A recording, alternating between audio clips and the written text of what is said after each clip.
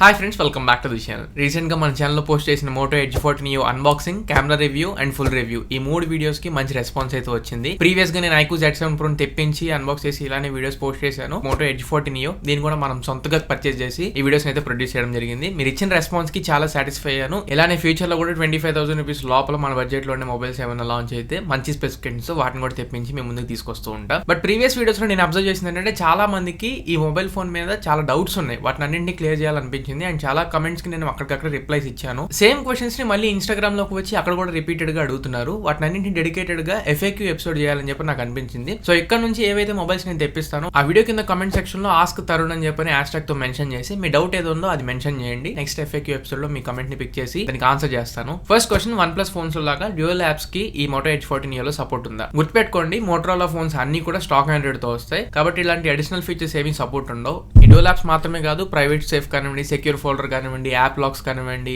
ఈ clone apps కానివ్వండి, 2 వాట్సాప్లు, 2 Instagram, 2 ఫేస్బుక్లు ఇలాంటి యూస్ చేసే అడిషనల్ ఫీచర్స్ ఏమీ ఉండవు. కాకపోతే కొన్ని థీమ్ కస్టమైజేషన్ కానివ్వండి, వాల్ పేపర్ కస్టమైజేషన్ కానివ్వండి, icons, unlocking animations, lock screen animations ఇలాంటివి చేంజెస్ కూడా ఉంటుంది. కానీ కస్టమర్ వాయిస్ లో ఉన్నట్లు నేను ఇందాక చెప్పిన అడిషనల్ ఫీచర్స్ అయితే ఏమి ఉండవు. సెకండ్ క్వశ్చన్, టెంపర్డ్ గ్లాస్ ఎలా బయట మార్కెట్ లో దొరకట్లేదు అని అడుగుతున్నారు. నేను కూడా చెక్ చేశాను. మోటో ఎడ్జ్ 14 నియోకి అయితే బయట ఎక్కడ స్టాక్ లేదు. అసలు మొబైల్సే వీళ్ళు స్టాక్ లో సరిగ్గా తీసుకురావట్లేదు కాబట్టి యాక్సెసరీస్ తీసుకురావడం కూడా చాలా మంది రీసెలర్స్ అండ్ హోల్సేలర్స్ వెనకడిగే వేస్తున్నారు. మీరు ఒకవేళ ఆన్లైన్ లో పర్చేస్ చేయాలి అనుకుంటే నేను ఒక లింక్ డిస్క్రిప్షన్ లో ఇస్తాను, చెక్ చేయండి. అండ్ లేదు బయట నేను వేయించుకుంటాను అనుకుంటే బయట మోటో ఎడ్జ్ 40 కి టెంపర్డ్ గ్లాస్ అడగండి. మోటో ఎడ్జ్ 40 స్క్రీన్, దీని స్క్రీన్ ఒకటే యాస్టీ సెట్ అయిపోతుంది. నేను పర్టికులర్ గా నా డివైస్ కి కూడా Moto Edge 40 screen protector use చేశాను. Looking for best camera any suggestion అడుగుతున్నారు. ఈ బడ్జెట్ లో 20,000 రూపీస్ బడ్జెట్ అయితే వీళ్ళు పోయింది. 23,000 రూపీస్ కి ఇప్పుడు 8,128 అవైలబుల్ గా ఉంది. ఈ బడ్జెట్ లో అసలు ఈ కెమెరాస్ ని సజెస్ట్ చేయను నేను. ఇప్పుడు ఆఫర్ లో 22,000 కి ఏమో వివో T2 Pro వస్తుంది అండ్ ఐక్యూ Z7 Pro కూడా సేమ్ అదే ప్రైస్ పాయింట్ లో వస్తున్నాయి.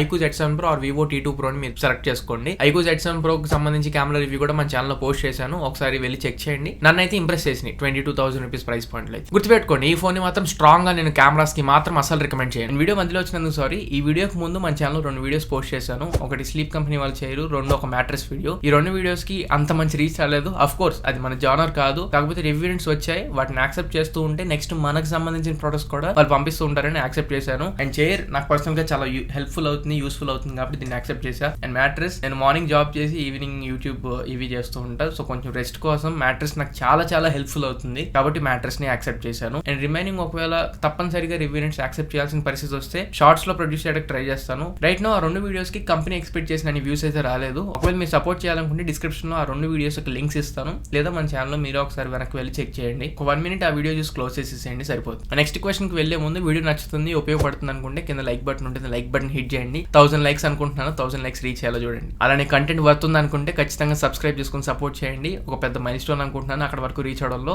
అండ్ ఆ జర్నీలో మీరు సపోర్ట్ చేసిన వాళ్ళు అవుతారు. అండ్ ఇంకొక comment, I'm very confused in between Google Pixel 6a and Moto Edge 14 Neo అని అడుగుతున్నారు. పిక్సెల్ 6a కి మోటో ఎడ్జ్ 14 నియో కి చాలా డిఫరెన్స్ ఉంది, ప్రైస్ లో కానివ్వండి, స్పెసిఫికేషన్స్ లో కానివ్వండి. ఆన్ పేపర్ స్పెక్స్ చూసుకుంటే మోటో ఎడ్జ్ 14 నియో కి కొంచెం ఫేవర్ గా ఉండొచ్చేమో కానీ రియల్ లైఫ్ లోకి వచ్చేసరికి గూగుల్ పిక్సెల్ 6a చాలా వరకు వే ఫార్ బెటర్ ఉంటుంది. ఎడ్జ్ 14 నియో కంటే పిక్సెల్ 6a లో 2 మెయిన్ డ్రాబ్యాక్స్ ఏమైనా ఉన్నాయంటే, ఒకటి బ్యాటరీ, 2 ప్రాసెసర్ వరస్ట్ ఉంటుంది పిక్సెల్ 6a లో. బ్యాటరీ డ్రైనింగ్ కూడా చాలా వరస్ట్ ఉంటుంది పిక్సెల్ 6a లో. సో ఈ 2 మీ మెయిన్ ప్రయారిటీ అనుకుంటే మాత్రం అసలు పిక్సెల్ 6a కన్సిడర్ చేయమాకండి. అండ్ రిమైనింగ్ కెమెరా కానివ్వండి, ప్రీమియంనెస్ లో కానివ్వండి, బిల్డ్ క్వాలిటీలో పరంగా కానివ్వండి, remaining rest of the features లో పిక్సెల్ 6a బెటర్ ఉంటుంది. కెమెరాస్ పరంగా మాత్రం వితౌట్ ఎనీ డౌట్ మీ పిక్సెల్ 6a సెలెక్ట్ చేసుకోవచ్చు. నెక్స్ట్ క్వశ్చన్, చాలా మంది అడిగారు నన్ను, ఫ్లిప్కార్ట్ లో ఎప్పుడు చూసినా అవుట్ ఆఫ్ స్టాక్ కనబడుతుంది అండ్ కొన్ని పిన్ కోడ్స్ కి నాట్ డెలివరబుల్ అని చూపిస్తుంది, అసలు ఏం జరుగుతుంది అని అడుగుతున్నారు. నేను ఫోన్ పర్చేస్ చేసింది 27th or 28th, October 13th or 14th కి నాకు డెలివరీ ఇచ్చారు. దాదాపు 15 నుండి 20 రోజులు పట్టింది ఒక ఫోన్ డెలివరీ చేయడానికి. ఫస్ట్ థింగ్ ఏంటంటే ఇక్కడ డిస్ట్రిబ్యూటర్ దగ్గర రెడీ స్టాక్ లేదు, ఆర్డర్స్ తీసుకుంటున్నారు అండ్ ఆర్డర్స్ వచ్చిన దాన్ని బట్టి వీళ్ళు సప్లై చేస్తున్నారు.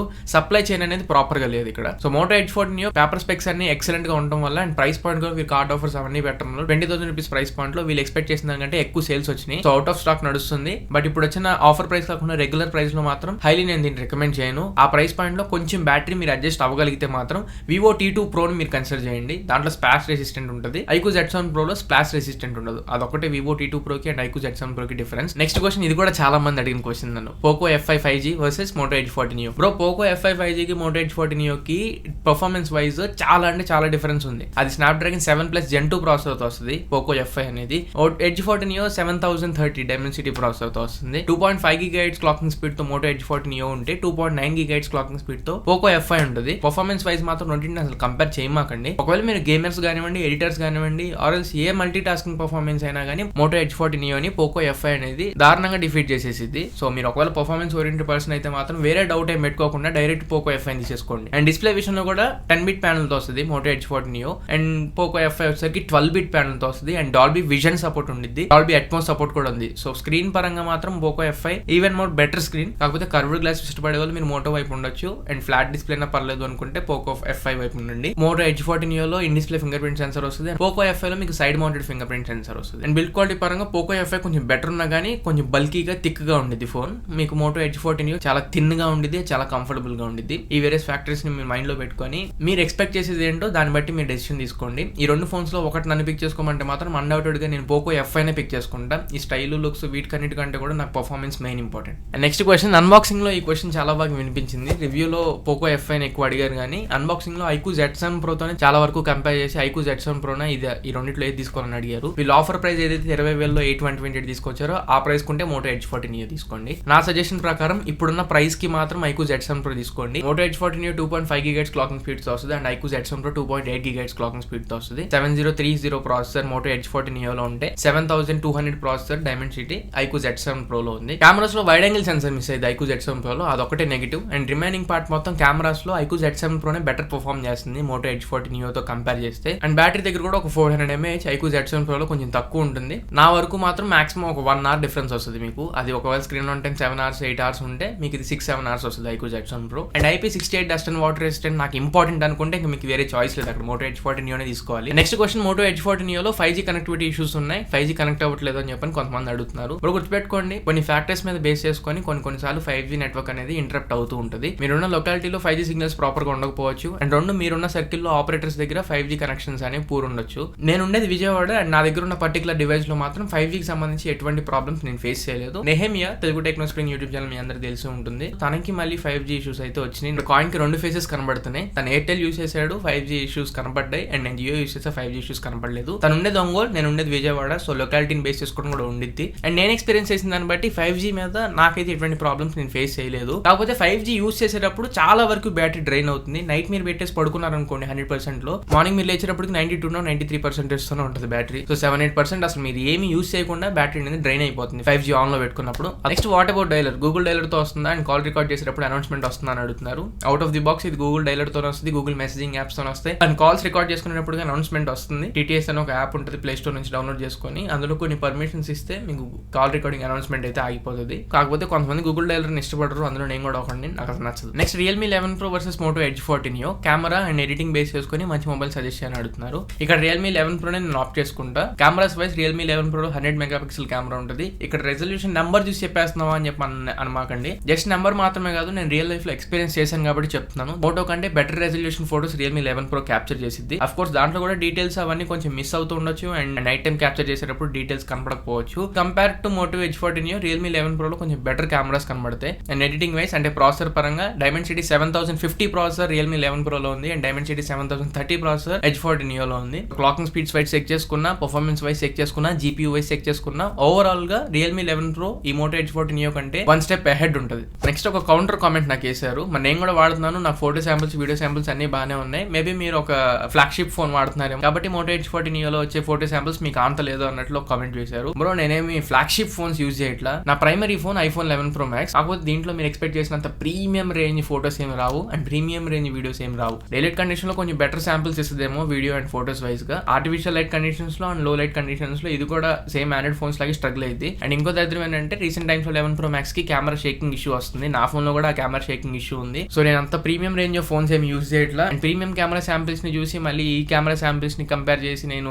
ఒక డెసిషన్ కి వచ్చి మీకు వీడియోస్ అసలు ప్రొడ్యూస్ చేయట్లేదు. అండ్ నా పాత ఫోన్ కెమెరాస్ వైజ్ నేను ఇంకా Realme X7 Max ని కొన్నిసార్లు యూజ్ చేస్తూ ఉంటా. సో కెమెరా శాంపిల్స్ ఏ ఫోన్ లో ఎలా కన్సిడర్ చేయాలని తెలుసు కాబట్టి నేను మీకు ఇన్ డీటెయిల్ గా ఇన్ డెప్త్ కెమెరా రివ్యూని ప్రొడ్యూస్ చేశాను. అండ్ చాలా మంది మీరు పెట్టిన కెమెరా శాంపిల్స్ కానీ కెమెరా రివ్యూ మీరు ఇచ్చింది కానీ ఎవ్రీథింగ్ జెన్యూన్ గా ఉంది, true suggestions and true reviews మీరు చెప్పారని చెప్పని కమెంట్స్ చేశారు. రియల్ యూజర్స్ కమెంట్స్ చేశారు. వాళ్ళ స్క్రీన్ షాట్స్ కూడా మీకు ఇక్కడ డిస్ప్లే చేస్తున్నా. సో దీన్ని బట్టి మీరు అర్థం చేసుకోండి, నేను డబ్బులు పెట్టి కొన్నా కానీ ఉన్నట్లు మీ ముందుకు తీసుకొచ్చాను. దాని తర్వాత మీరు డెసిషన్ తీసుకుని నేను వదిలేదు. ఈ బడ్జెట్ కి ఈ camera samples value for money కాదు అని చెప్పి తేల్చి చెప్పేసా. అండ్ నెక్స్ట్ ఈ ఫోన్ లో హీటింగ్ ఇష్యూస్ ఉన్నాయంటున్నారు, అది కరెక్టేనా అని అడుగుతున్నారు. నిజంగానే దీంట్లో హీటింగ్ ఇష్యూస్ ఉన్నాయి. ఒకవేళ మీరు గేమింగ్ కెమెరాస్ ఈ రెండు కొంచెం మోడరేట్ గా మీరు యూజ్ చేస్తారనుకున్నా కానీ మీరు వార్మ్ ఫీల్ అయితే మీరు ఫీల్ అవుతూ ఉంటారు. అండ్ నెక్స్ట్ ప్రెసెంట్ లెవెల్లో మీరు యూజ్ చేస్తారంటే హీటింగ్ డైరెక్ట్ గా మీరు ఫీల్ అవుతారు. అలానే ఛార్జింగ్ విషయంలో కూడా వీళ్ళు ఇచ్చిన 68 వాట్ ఛార్జర్ యూజ్ చేసినా కానీ టర్బో పవర్ లో మీరు ఛార్జ్ చేస్తున్నప్పుడు హీట్ అవుతుంది, దారుణంగా హీట్ అవుతుంది, గుర్తుపెట్టుకోండి. అండ్ ఇంకో కామెంట్, నేను ఫోన్ కొన్నాను బ్యాటరీ డ్రైన్ బాగా అవుతుంది, ఏమైనా టిప్స్ ఉంటే చెప్పు బ్రో అంటున్నారు. First screen refresh rate 144 hertz నుంచి 60 హెర్ట్జ్ కానీ 120 హెర్ట్జ్ కానీ కన్వర్ట్ చేసేసేయండి, ఆర్ఎల్స్ ఆటోలో పెట్టేసేయండి, అక్కడ కొంచెం పవర్ సేవ్ అవ్వచ్చు.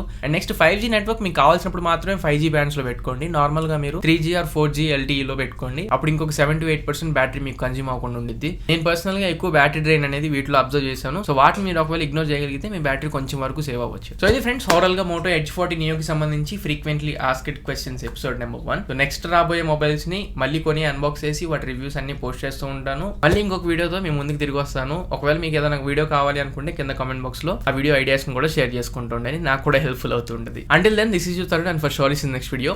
Signing off now friends.